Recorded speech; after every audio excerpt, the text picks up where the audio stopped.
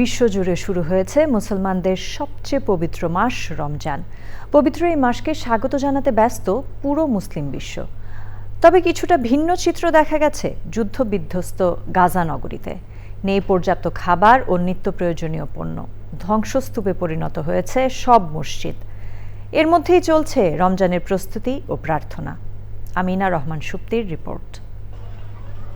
যুদ্ধবিধ্বস্ত ভবনের মাঝে কংক্রিটের স্ল্যাবের উপর রং তুলিতে লেখা হচ্ছে স্বাগত রমজান। দক্ষিণ গাজার খান ইউনুসে রমজান মাস উদযাপনে ধ্বংসস্তূপের মধ্যে উৎসবমুখর পরিবেশ তৈরির চেষ্টায় পরিত্যক্ত বজ্র দিয়ে নিজ নিজ এলাকা সাজাতে চেষ্টা করছে শিশুরা।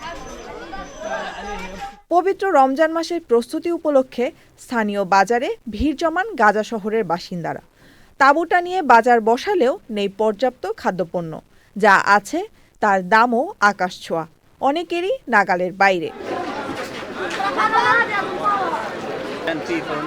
যুদ্ধে ব্যাপক ক্ষতিগ্রস্ত গ্রেট ওমারি মসজিদের একটি কক্ষ পরিষ্কার করে মুসল্লিরা প্রথম তারাবির নামাজ আদায় করেছেন।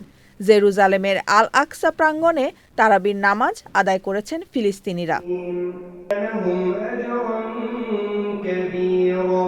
পবিত্র মাসের পরিবেশ পুনরুজ্জীবিত করার প্রয়াসে রমজানের সাজসজ্জা ছিল মাত্র কয়েকটি দোকানে।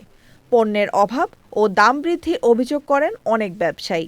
বিদ্যুৎ বিভ্রাট ও পণ্য প্রবেশে বিধিনিষেধ বাজারে নেতিবাচক প্রভাব ফেলেছে। Amina Rahman Supti, channel I.